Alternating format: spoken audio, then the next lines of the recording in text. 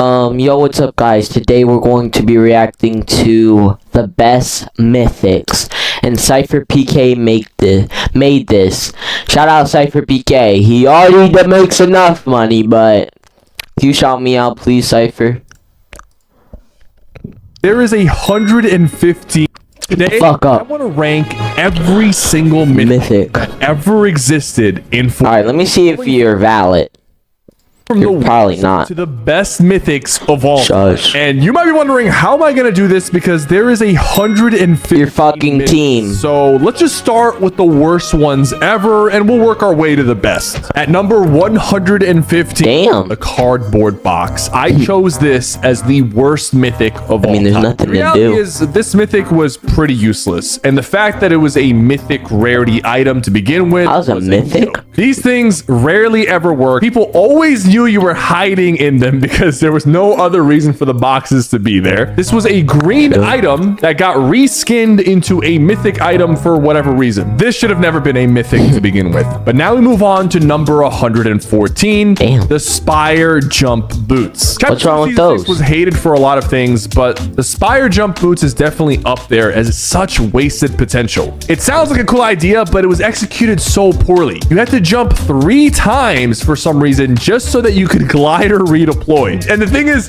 to even get these, you didn't just find them in some mythic chests or kill a boss. You had to, first thing, eliminate a Spire Guardian at a Guardian Tower.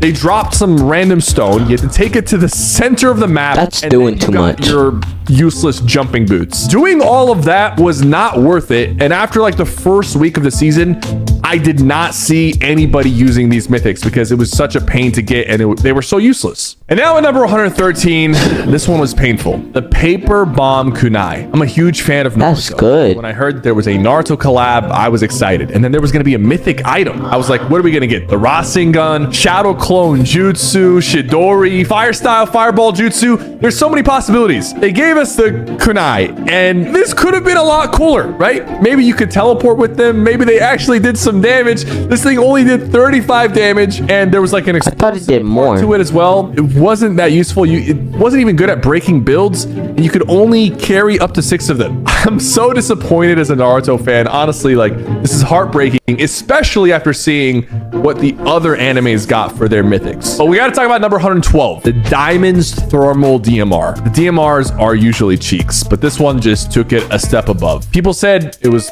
maybe okay if you had certain augments that made it better, but guys, this thing did 40 body shot and 70 headshot. The recoil on this was terrible. The thermal part never made any sense to me. Like, it didn't actually help, which is why this DMR absolutely sucks. Next up, we have the Cloak Gauntlets and Predator's Cloaking Device. Now, I thought that was good. Make the current invisibility so far good. Shut the fuck up for a minute. Was So far, his tier list is pretty valid.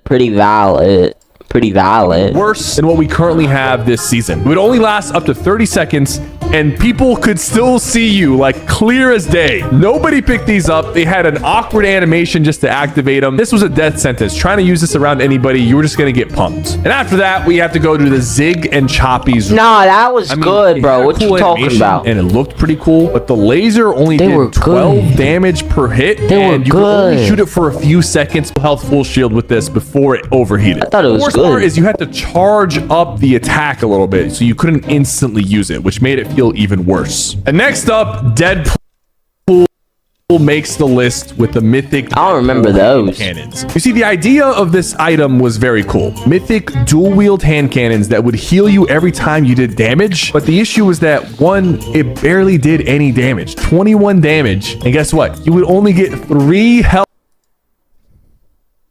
for every shot you hit. I'm talking 3. Yes, just 3. It was unnoticeable that you were actually getting healed. Plus, you had to fight Deadpool at the yacht on the corner. He was hard. It was just never worth it. And they were inaccurate. They didn't have first shot accuracy. They didn't do damage, and they barely healed you. And next up, we have another reskinned item that somehow became a mythic. The Mandalorian Jet. That was trash. I'm really excited. Next up, we have the Spire's Assassin Recycler. Now, the thing is, That's Recycler trash. was kind of useless, and the mythic mythic version only did a little bit more damage, but was also pretty much useless. The only thing we got out of this was a really funny Nick A30 video / clip, but he wasn't even using the mythic version, so we didn't really get much out of this anyways. So those were the 10 worst mythics, and we could be here for 2+ hours because there's 115 total mythics. So I'm actually going to speed through the bad to mid mythics and work our way to the top 20 mythics of all time. Because a lot of these mythics did a little bit more damage. In the top 40, you'll have Wait, I never saw that gun like before. the mythic goldfish, which was extremely rare, but now that we actually can use it in reload, we know that it's not that good. It's pretty situational. But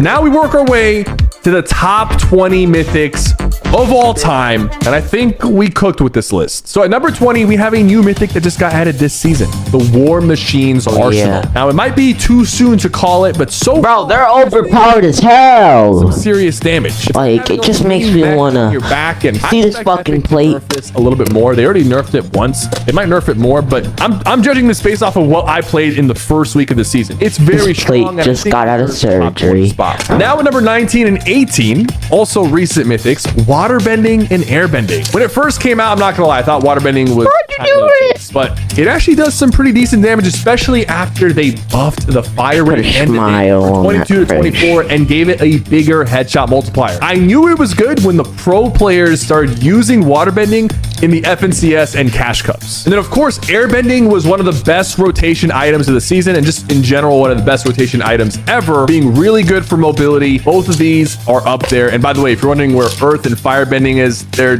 really down the list because they were not that good. At number 17, we have the Machinist Combat Assault Rifle. The Combat Assault Rifle is one of my favorite weapons. The mythic version with a sight on it, 220 DPS, Damn. 25 body shot, 38 headshot damage. This thing was extremely accurate. It had a really good fire rate, could put a lot of pressure on people. It was one of the best mythic ARs ever. At number 16, we have the Ageless Champion That was Shockwave bomb. Bomb. ability. And the thing is, the regular Shockwave Hammer actually got nerfed from 4 charges to 3, but this one stayed at 5 charges, so it had all the regular Shockwave Hammer users beat. It also did pretty decent damage. It could be used offensively and defensively, and is regarded as one of the best mobility items to ever come to Fortnite. Now we go to the top 15. We have the Cerberus Gatekeeper Shotgun. That was A lot of good. these are Actually, pretty no, decent, trash. if you notice, but don't worry, there's some OG ones that top the list. This one, Let me is guess, really drum good gun. because you don't even have to think to make the Cerberus Gatekeeper Shotgun Wait, kill somebody. yeah, drum gun. Every shot did at least 100 damage. The only downside was that it had 3 shots, but the reload time was extremely fucked me fast over. with the quick reload attachment it came with. I do think that this gun would have been higher on the list if it had the drum mag instead of the reload, but this thing was so good. It had Peterbot dominating other pros during the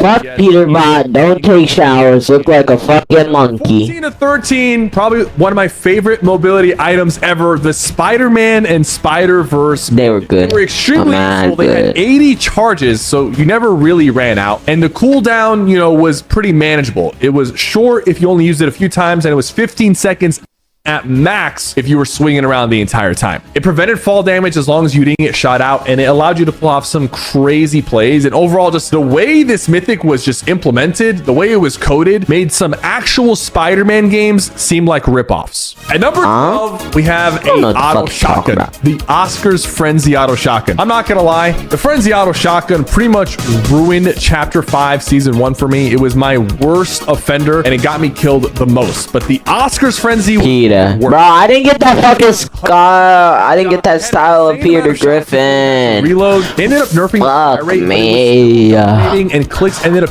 using it during his FNCS run. At number 11, we have another mobility item, the ODM gear. This was a part of the Attack on Titan collaboration. I have and never honestly, seen that. The skill ceiling on this was extremely high. The Spider-Man mythics were easy to use. This thing was kind of hard to use, but if you could master it, your movement was just super fast, and it was really good offensively. You could use it to jump. I'm tired. Like 70 per hit, and it also had 80 charges like the Spider-Man mythic, so you could use it the entire game. And in the same season, we have number 10, the Mythic Havoc shotgun. The thing about this shotgun is it's kind of like the OG Chapter 1 pump. This thing did 250 headshot damage. It could one pump somebody in 0 build, even if they had overshield, full health, and full shield. And its body shot damage was also extremely high, over 115 body shots. So no matter matter where you shot somebody, they were either going to be one shot or dead. They ended up nerfing the damage, but it would still hit for 210 max headshot, which no other pump at the time could hit over 200. At number 9 and 8, we're going back to chapter 2.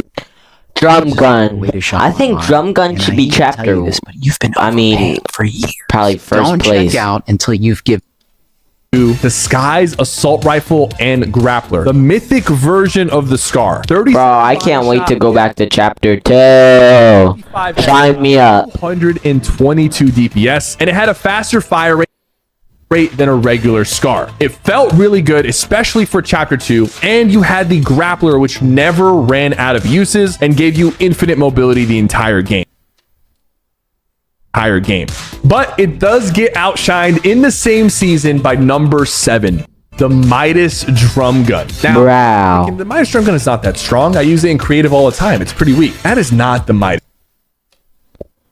drum gun. Even though it has the same name, Epic has nerfed this gun like 6 different times since its release. When it first came out, 250 DPS. This thing was extremely accurate. Any controller player Thought it'd be number 1. turned into Thanos pretty much. 25 body shot, 50 headshot, a magazine size of 40, so you could constantly put pressure on people and just wipe player after player. Later on, we got number 6. In Chapter 2, Season 6, we were blessed or cursed with the Spire Assassin's Primal Shotgun. Now, the Primal Shotguns were really strong, but the Mythic Primal Shotgun, this thing did 211 DPS. It would shoot in bursts of 2. You didn't have to wait long before you could shoot again. It was like a drum gun on steroids. It was extremely broken, especially in the Primal meta when there weren't that many good weapons. Imagine running up to somebody with this gun while they still had a makeshift shotgun in their hand. And I guess Chapter 2 was the season of broken mythics because at number 5, we have the Iron Man Unibeam, which might come back this season. It shot through walls and did 90 damage. And the thing is, it had pretty much infinite range. If you could see somebody, you were going to hit them with this thing from across the map.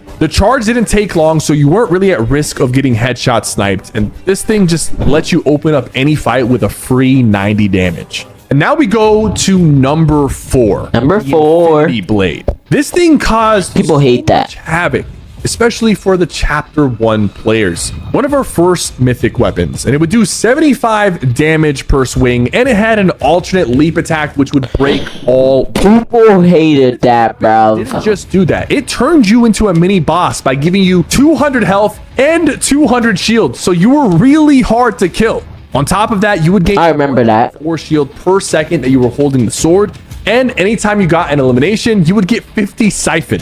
This mythic was so strong, Epic eventually apologized for how strong it was and severely nerfed it. It was introduced in Chapter 1, Season 7, right around the time of the Winter Royale, and they did not remove this before the tournament. And we had crazy clips like this. Got more elims too from the fall damage. Gonna get another one here. He's gonna be trapped inside of the storm, though. Doesn't matter. He can choose. Oh my God! To be right now. Shit. Elimination. He's on a killing spree. Oh my word! And now we go to number 3, the Number Foundation 3. K7. Damn. Most broken mythics of all time. Which is why it's the rarest drop in Fortnite Reload. 209 DPS, 25 body shot, and 38 headshot damage. But what you're overlooking is that this was a first-person reticle. The first time we had a first-person reticle in Fortnite, and when it came out, it had virtually no recoil. And even after they nerfed it, it still pretty much had no recoil. If someone wasn't paying attention, they were going from 200 to 0 in a split second from across the map. But at number 2, we have the actual best assault rifle in Fortnite. The overclocked pulse. That gun's trash, You bro. could top the Mythic Foundation's MK7, but this one was absolutely broken. It was only obtainable by capturing the mid-game island that would spawn in. Now, it had a slower fire rate when you aim down sight, but would still chunk for a ton of damage. But the broken part about this was you could hip fire this gun and shoot extremely fast and have a 237 DPS. That's like the Midas drum gun in terms of damage. But What's number 1, bud? accurate and can be used from long range. This thing shredded through people and shredded through builds and hopes and dreams. So you're probably wondering, what is number Yes.